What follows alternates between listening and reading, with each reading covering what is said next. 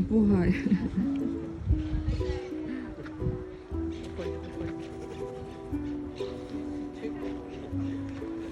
Потихоньку, потихоньку. Хватану ее. Мне только задний ход, знаешь, такой. Зачем?